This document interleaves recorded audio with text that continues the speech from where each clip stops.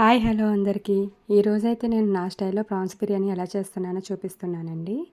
ముందుగానే prawns wash చేసుకొని దాంట్లోకి ఆనియన్స్, పచ్చిమిర్చి కూడా కట్ చేసి వేసుకోవాలండి. నెక్స్ట్ దాంట్లోకి జింజర్ గార్లిక్ పేస్ట్ వేసుకోవాలి.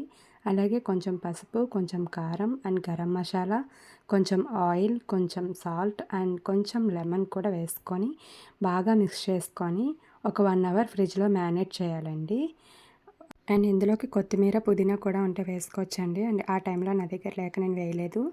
సో, నెక్స్ట్ మనం ఇది ఫ్రిడ్జ్‌లో పెట్టుకోవడం వల్ల ఫ్రాన్స్‌కి బాగా మసాలా పడుతుందండి.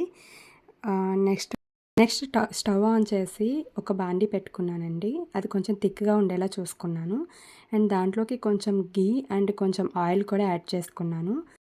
నెక్స్ట్ ఆయిల్ అండ్ ఘీ కొంచెం వేడైన తర్వాత నేను బిర్యానీ స్పైసెస్ తీసుకున్నానండి.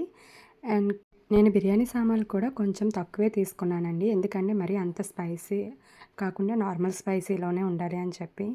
అండ్ దీంట్లోకి నేను 2 యాలకులు, కొంచెం స్టార్ పువ్వు అండ్ మరాఠీ మొగ్గ అండ్ లవంగాలు, అలాగే దాల్చిన చెక్క అండ్ బిర్యానీ ఆకు వేసానండి. అవి కొంచెం ఫ్రై అయిన తర్వాత ముందుగానే నేను ఫ్రిడ్జ్‌లో 1 అవర్ మ్యారినేట్ చేసిన ప్రాన్స్‌ని ఇప్పుడు నేను దాంట్లోకి వేసుకుంటున్నానండి. నెక్స్ట్ కొంచెం బాగా అలా కంటిన్యూయస్‌గా మిక్స్ చేసుకుంటూ ఉన్నానండి. ఎందుకంటే ఆ బిర్యానీ స్పైసెస్ కూడా బాగా కలవాలని చెప్పి నేను బాగా మిక్స్ చేసుకుంటున్నాను. అండ్ దీన్ని బాగా మిక్స్ చేస్తూ నేను బియ్యం క్వాంటిటీ తీసుకుంటున్నానండి. సో, నేను నార్మల్ బియ్యమే తీసుకున్నాను దీంట్లో. సో, నేను 2½ గ్లాసెస్ బియ్యం తీసుకున్నానండి. సో, క్వాంటిటీ ఒక గ్లాస్ బియ్యానికి 2 గ్లాసెస్ ఆఫ్ వాటర్ తీసుకుంటామండి. సో, నేను ఇందులో 2½ తీసుకున్నాను కాబట్టి నేను 5 గ్లాసెస్ వాటర్ అయితే తీసుకున్నాను. అండ్ వాష్ చేసుకొని పక్కన పెట్టుకున్నాను. నెక్స్ట్ నేను ఒక 2 టమాటాస్ కట్ చేసుకొని దీంట్లోకి యాడ్ చేసుకున్నానండి ఫ్రాన్స్‌లోకి.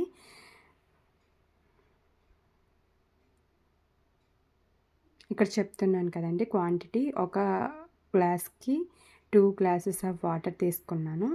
అండ్ ఫ్రాన్స్ కొంచెం బాగా వేగిన తర్వాత అండ్ టమాటాలు కూడా వేశాను కదండీ నేను. సో, టమాటాలు కూడా కొంచెం మగ్గే వరకు కూడా నేను పెట్టుకున్నాను పక్కన. నెక్స్ట్ దీంట్లోకి నేను ముందుగానే నానబెట్టుకున్న రైస్ ఇందులోకి వేసుకుంటున్నానండి. సో, ఇది వేసి కొంచెం కలిపిన తర్వాత ఒక 5 నిమిషాలు అయిన తర్వాత నేను వాటర్ తీసుకున్నాను కదండీ. ఒక గ్లాస్‌కి 2 గ్లాసెస్ ఆఫ్ వాటర్. సో, నేను అలా 5 గ్లాసెస్ ఆఫ్ వాటర్ అయితే ఇందులో వేస్తున్నానండి.